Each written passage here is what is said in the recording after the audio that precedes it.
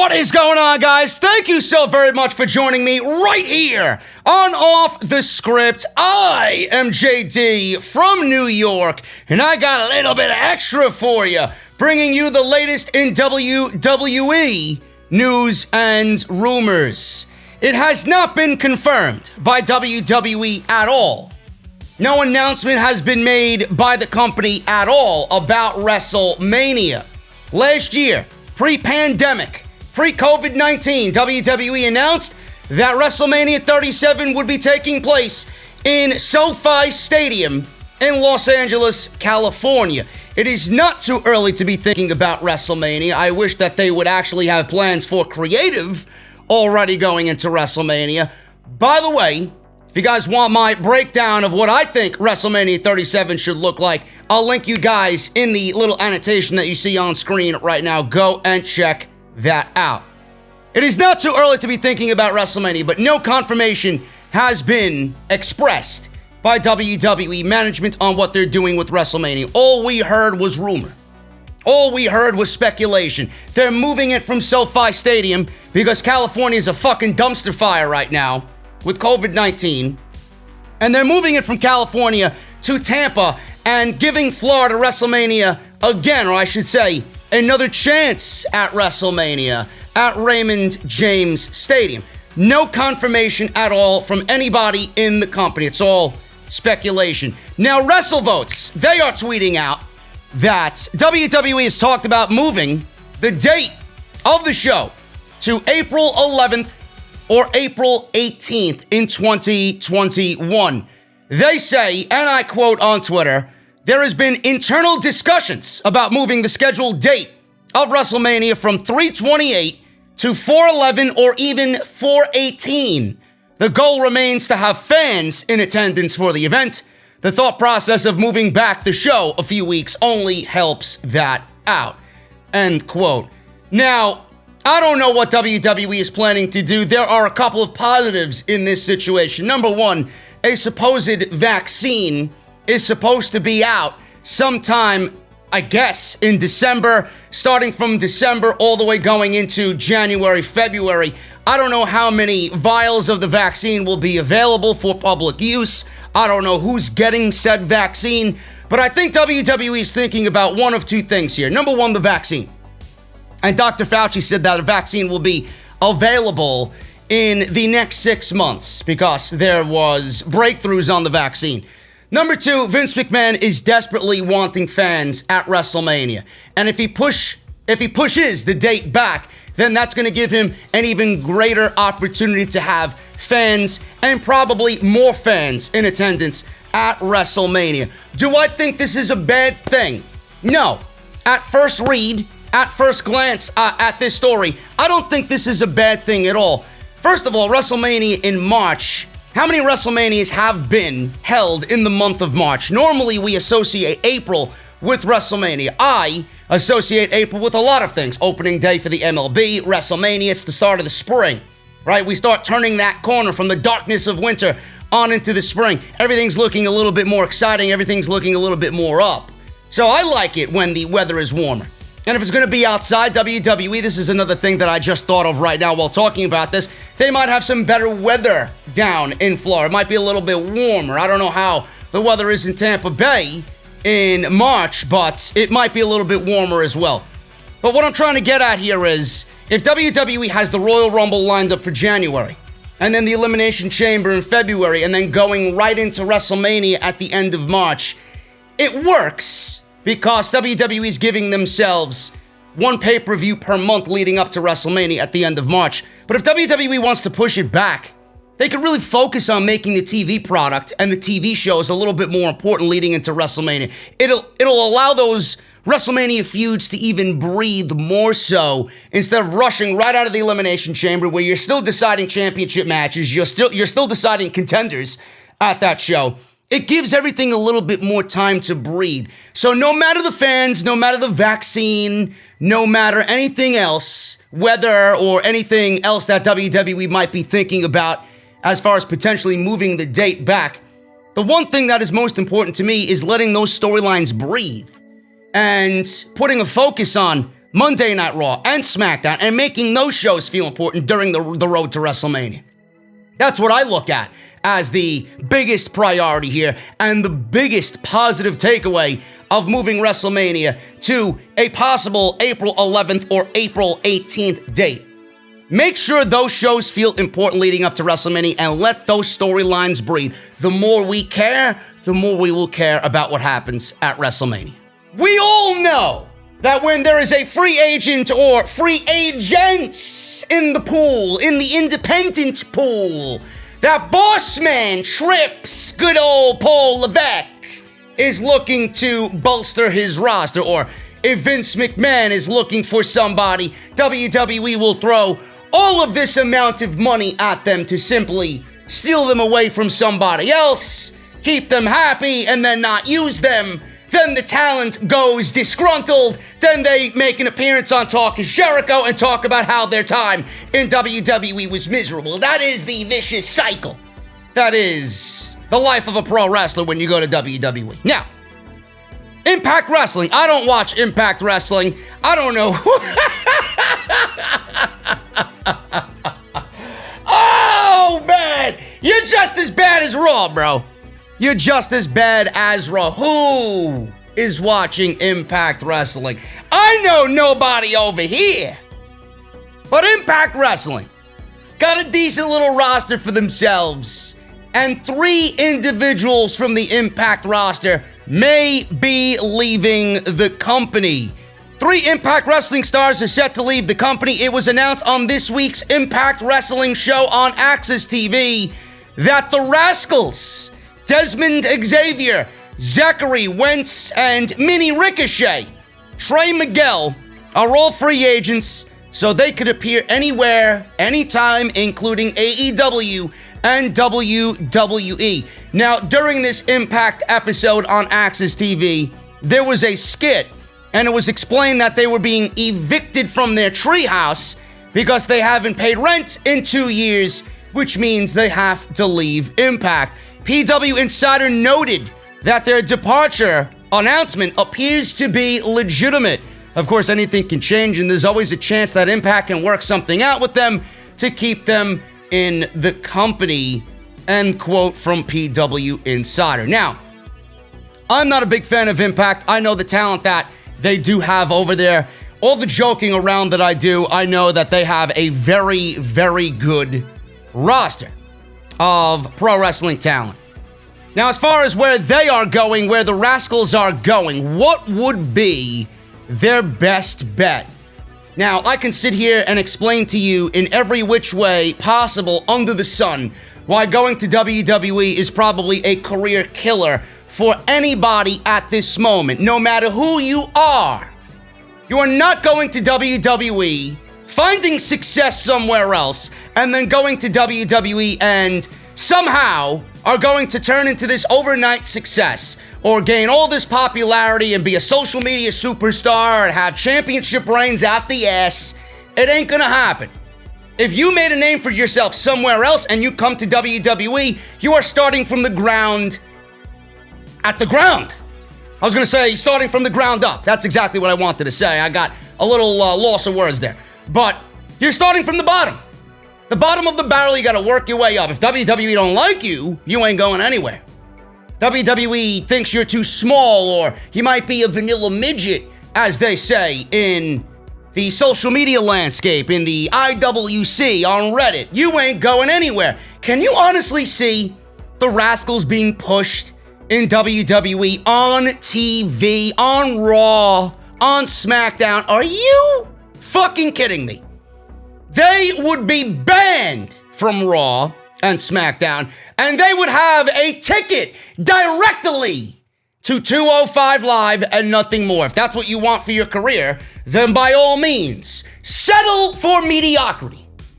Now, what do I think happens here? Do they go to AEW? You got to look at it from their point of view. Going to AEW, yes, they have a beautiful tag team division over there. But how many tag teams over there are right now ahead of the Rascalz? You can get over there and have some great matches. You can get over there and really make a name for yourself and really be pushed in the division that you've made a name for yourselves in. but you'll be starting from the ground up and you got to work your way up. You might be treated with some respect over there. You might be treated better than you would in WWE, and you might have somewhat of a career for yourself. That's a positive, but you might be overshadowed over there. Now, if Triple H is looking at them, which I think is the case, I think going to NXT is probably their best bet. NXT, Triple H, Wednesday night on USA needs them more than anyone else. If you're bringing in the Rascalz, right now the weakest part of NXT is their tag team division. They need the Rascalz. So if I'm making a prediction here, it might already be a situation where they signed or have agreed to sign. The Rascalz' best bet right now is to stay in NXT. If they do go to NXT, stay in NXT. If the Rascalz' best bet here is any promotion, I'm going to say WWE, but with NXT. Triple H can use them. Triple H can use them more than anyone else right now. AEW doesn't need them. AEW has bigger things on their mind. There's bigger free agents out there that AEW's probably got their eyes on. The Rascalz are not needed. They got so many tag teams, and they got a plethora of young tag teams that they're looking at right now anyway, besides the Rascalz. They would be perfect in NXT. It would not surprise me if this week it comes out in the reports that the Rascalz have signed and will be on NXT TV in the coming weeks. Speaking of free agents, there may be a former WWE superstar returning to the company very, very soon. WWE seems to be interested in bringing back, and I don't know why, on both sides, why they would want to bring him back and why the fuck he would want to come back. No Way Jose. He was actually a part of the mass talent and staff cuts by WWE in April after having a mediocre run in NXT where his theme song was more over than his actual character. He was called up to the main roster and placed on Raw where he was initially featured and squashed as a jobber. Shortly thereafter, WWE stopped pushing him because that gimmick and that character had a very small ceiling. Fandango, Adam Rose, it all goes in line and falls in line with those similar gimmicks. Fightful Select is reporting that talent from both inside and outside WWE revealed to them that the company has interest in bringing back No Way Jose. Per the report, the media outlet reached out to WWE to see if this was true, but the company could not confirm he has signed or will be making any future appearances in the WWE. It was said that Jose was well liked in both NXT and Raw locker rooms. After being released by WWE, he started working independent wrestling shows under the name of Levi Valens. If you recall, WWE did bring back Heath Slater, who is now going by Heath Miller, after he was released to work a dark match, or not a dark match, but a match on Raw against Drew McIntyre, but they had a little bit of a history, so I guess for that moment it made sense, and I do believe Drew McIntyre made the call to WWE management to bring him on in and back for that one segment because they wanted to close that chapter on both of their careers. Now, Slater has stated in various interviews that WWE wanted him to make 2 more appearances, including a match at Extreme Rules. However, that did not happen. Now, as far as bringing him back, on both sides, like I mentioned, on both parties, why? What does WWE need No Way Jose for? Unless they are wanting to use him as an enhancement talent. They figured they need more enhancement talents. Well, what are they going to do with No Way Jose? Are they going to bring him back and give him a priority? Are they going to bring him back and recreate him from the ground up? Are they going to give him a new gimmick, a new image, new everything? Did they really want to use him but did not really want to push him as far as the gimmick goes? If they wanted him, they would have never let him go. If they actually cared about him, they would have reworked him while he was there. WWE, I don't know if this is true or not. Some people in the company may be feeding bullshit to Fightful Select. I can't imagine a WWE in a day and age where they're going to go out and bring this guy back for what? Not even that. If you are No Way Jose, why would you want to come back to the WWE unless you need the money? Unless you really are struggling right now and need the paycheck.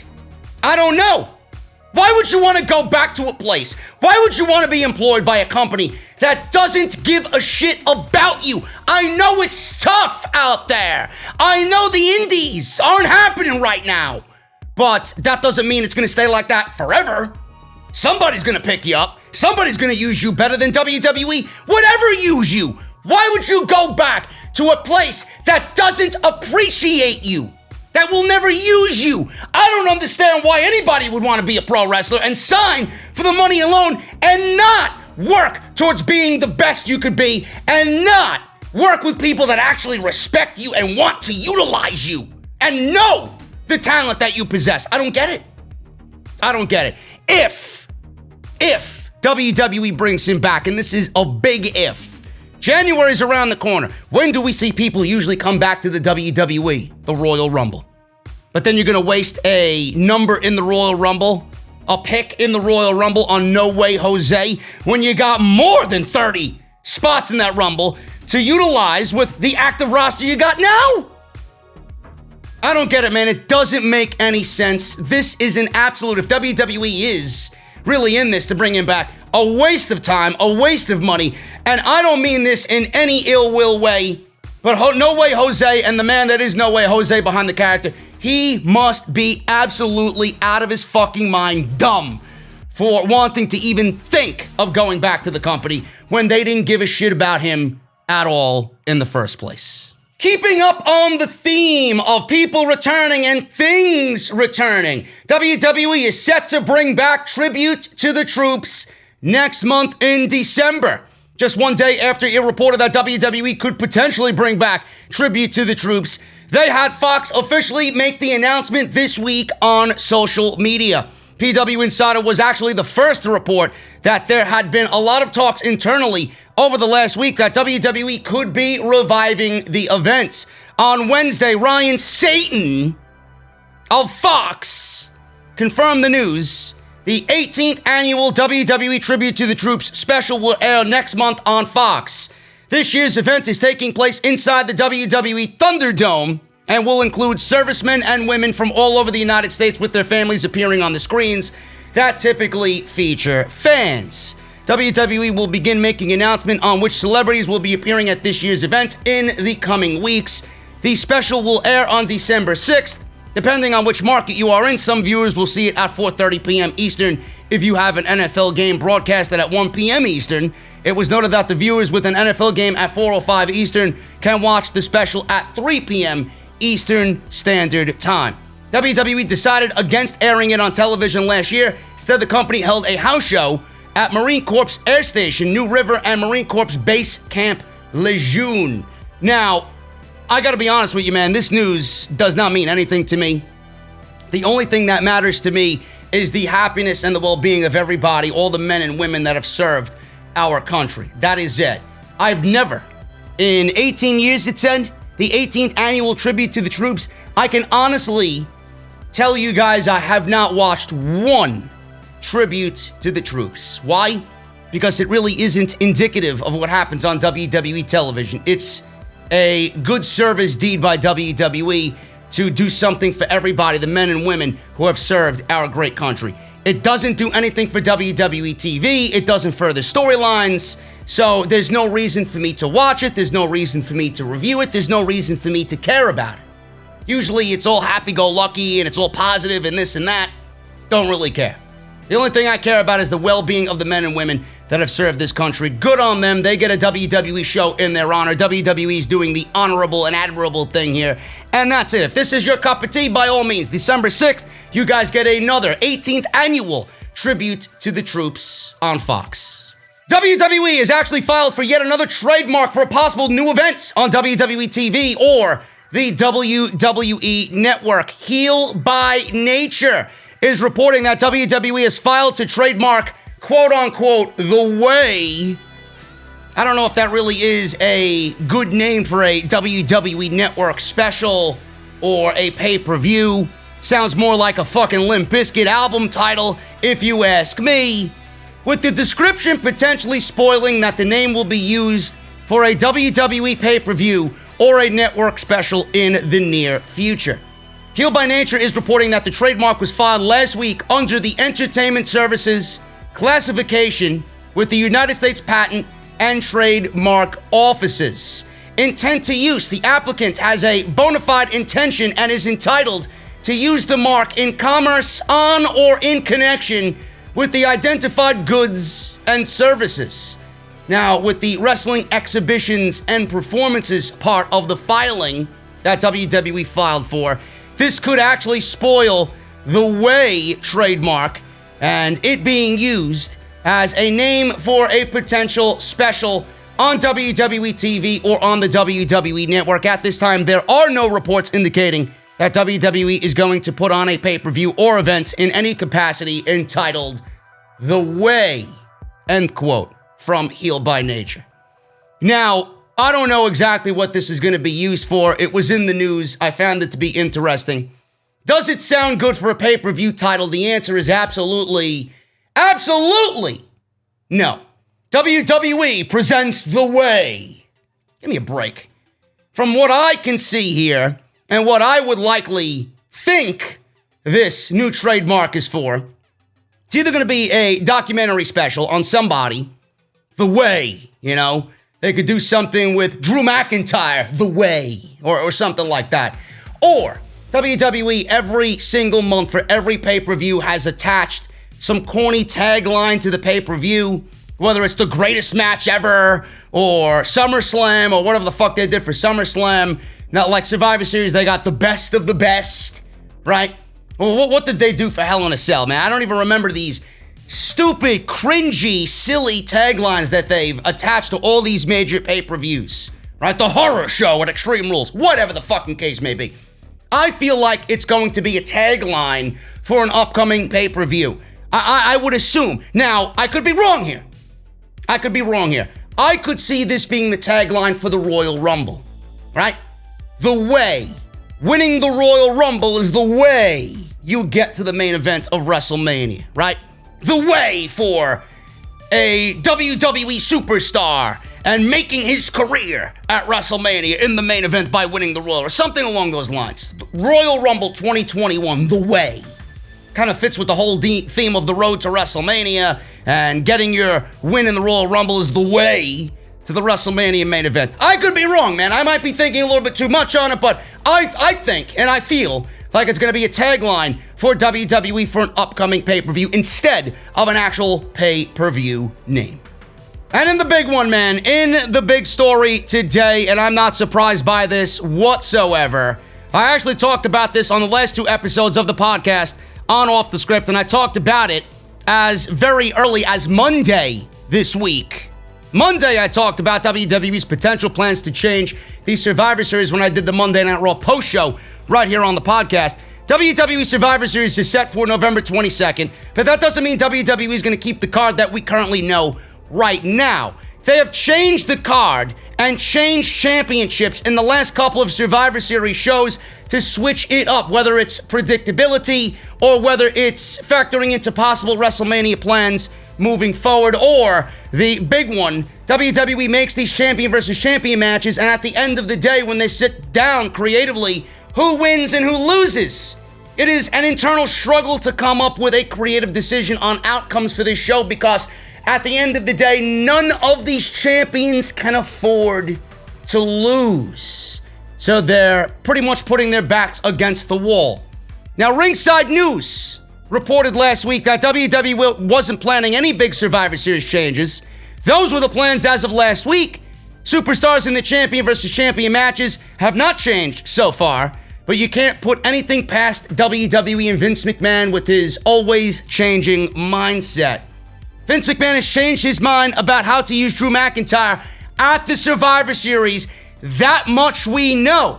It was rumored that Drew McIntyre was going to be the captain of Team Raw. Instead, that went to Matt Riddle. Matt Riddle took the fifth and final spot in a triple threat match against Elias and Jeff Hardy on Raw. He was already initiated as the fifth and final member of Team Raw at the Survivor Series. Everybody was asking, what happens to Drew McIntyre? Now, I don't know what happens here, but from what I see, Drew McIntyre and Randy Orton on Monday Night Raw for the WWE title is going to have major implications on not only Survivor Series, but it's going to have major implications on The Fiend, it's going to have major implications on the Royal Rumble, and it's going to have major implications for WrestleMania. I just don't understand how WWE can justify taking the title off of Drew McIntyre to put it on Randy Orton for a couple of weeks, have him not defend it, and the only person that he defends the title against is Drew McIntyre, and then he drops the title back to Drew McIntyre. First of all, why did you book the Hell in a Cell match the way you did? Why was it inside Hell in a Cell? This is why I said from the get-go, it didn't even need to be inside Hell in a Cell. You put it in there, and you creatively put your back against the wall. You could have made another outcome that did not need Hell in a Cell. Seriously, which would have made the match on Monday Night Raw a little bit more digestible. Now you put it inside Hell in a Cell. Randy Orton beat Drew McIntyre. Randy Orton beat Drew McIntyre inside Hell in a Cell, which should signify the end of the feud. Now McIntyre's getting another title shot for doing what exactly? What? He beat The Miz in 3 straight weeks. That constituted as a WWE Championship match. Everybody should get a fucking WWE title match. They did not need to put that match inside Hell in a Cell. Not at all.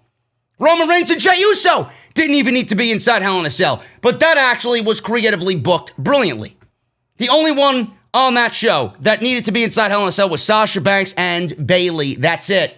But WWE feels like quantity over quality, and this is where it rears its ugly head. They could have saved themselves a creative headache by just doing what I had recommended all these weeks ago. Now, Ringside News is reporting that Vince McMahon changed his mind about how to use Drew McIntyre at the Survivor Series. He was penciled in for the captain's role of the men's Survivor Series team. Now Drew McIntyre seems closer to a match against Bray Wyatt than anyone else. Ringside News has learned that the Survivor Series card is no longer 100% certain. Vince McMahon seems to be in the mood to change things around again this year for the Survivor Series. A tenured member of the creative team told us at Ringside News that there are a lot of rumors going around, but nothing is for certain. In the end, everyone is still subject to the ever-changing mood of the old man. That is what they say, end quote. Now, this is what I think happens. I don't see Randy Orton dropping the WWE Championship to Drew McIntyre. It makes logistically no fucking sense to take it off McIntyre, to only put it back on Randy Orton, to get McIntyre versus Reigns at the Survivor Series. It doesn't make sense. It doesn't make sense. If Randy Orton, first of all, The Fiend is getting fucked in any which way, no matter who he wrestles. So The Fiend is getting fucked no matter who he wrestles. Randy Orton is not losing the title to fucking Bray Wyatt. Drew McIntyre is not losing to Bray Wyatt because he needs to look strong going into WrestleMania and into the Royal Rumble next year. So I don't see that happening at all. Bray Wyatt is getting royally fucked because you opted to put him in another championship situation for a championship he's never going to win. He's never going to win. Now, WWE could do one of two things here. One, they could take the title of Randy Orton, put it on Drew McIntyre. We get Drew McIntyre versus Roman Reigns. Then we get Randy Orton versus Bray Wyatt at Survivor Series. And it's a play on their feud for Randy Orton burning down the Wyatt family compound. That would be a little bit more digestible for Bray Wyatt to lose in a one-on-one match against Randy Orton. Or maybe WWE's mindset, being that Randy Orton's a fucking loser the last couple of months, give Bray Wyatt a win and then they just trade victories back and forth. But that doesn't really interest anybody. A match with them means nothing to me. Based off what we've seen with them at WrestleMania, when Bray Wyatt was the eater of worlds against Randy Orton, it was one of the worst WrestleMania main events of all time. So I don't know who would be interested in a match against these two. I'm not saying the story's going to be bad, but the match itself, the match should be good and the story should be good. The story should be good leading to a great match. It's not going to translate well. Their styles just don't mesh together. And you can't afford to have Bray Wyatt lose again. Then we get McIntyre versus Reigns. And then WWE's going to be right back in the same boat. Who loses? Who loses? I don't know. So why take the title off Randy Orton if you're going to go right back into the same fucking situation with Drew McIntyre? Who wins with Randy Orton and Roman Reigns? Who wins with Drew McIntyre and Roman Reigns? Nobody can afford a loss. Nobody can afford a loss. That's one situation that they could do. Randy Orton can win. Randy Orton can win on Monday Night Raw, and The Fiend could help him win because The Fiend wants to take the title off of Randy Orton. Randy Orton considers the WWE Championship a crowning achievement in his life. 14-time world champion. That's the most important thing in his life. Bray Wyatt could go after Randy Orton and the WWE title and take away the one thing that Randy Orton finds in this world to be most precious outside of his family and take that away from him, just like Randy Orton took away Wyatt family compound from Bray Wyatt. And we see Drew McIntyre get fucked by Bray Wyatt. He helps Randy Orton win because he wants to take the title off of Randy Orton and not Drew McIntyre, which would lead Bray Wyatt into a match with Drew McIntyre at Survivor Series, and then we're right back in the same boat. Who the fuck wins? Who wins? And then at the end of it all, being that we're in a fucking threesome here, we'll probably get a triple threat match, ladder match for the WWE title at TLC, and then we can move on from this circus. WWE, I gotta tell you geeks out there, man, that are all over Bray Wyatt, the guy's a fucking loser. Creatively, he's a failure. He ain't doing shit in WWE. He ain't doing shit on Monday Night Raw, believe me. Then we can finally move on from this. WWE did not take the title off of Drew McIntyre to put it on Orton, to put it back on McIntyre. They didn't take the title off McIntyre to put it on Orton, to give it to the fucking Miz. They didn't take it off McIntyre to give it to Orton, to put it on a fucking geek in a mask in Bray Wyatt. How many times does he need to vie for a championship that he's either A, gonna lose, or the thought process going into it, never gonna win? Give me a break, folks. WWE put the title on Randy Orton for one reason and one reason only, and that's to get the match with Edge at WrestleMania. Everything else that I just mentioned, I would not be shocked at all if that's the way they go. McIntyre versus Bray Wyatt is going to be the match at Survivor Series. It's either going to be McIntyre versus Reigns, Randy Orton versus Reigns, and the loser is going to get Bray Wyatt at Survivor Series. At the end of the day, who gives a shit? Everybody's going to end up being a loser, and WWE's going to be right back in the same boat as they usually are. Who wins and who loses? At the end of the day, none of these men can afford a loss. This is JD. This is Off the Script. Thank you guys so very much for joining me today. If you enjoyed the video, hit that thumbs up. Let's try for 1,200 likes. That's the goal. Make sure you guys do that for me. Hit that subscribe button down below and turn on that bell for all notifications if you missed anything that I've uploaded recently this week. Monday Night Raw, we got AEW Dynamite, and we got Off the Script from last weekend. Go and check it out. Everything you need is linked down in the description of this very video. And make sure you follow me on Twitter at JD from NY206. Guys, hit that thumbs up, and I'll see you right back here on Friday. Big day on Friday. I'll be on Twitch all day long, and then we got SmackDown tomorrow night with a live stream post-show on the podcast. See you guys then. Man, I nailed that. Who does it better than me, man? Nobody.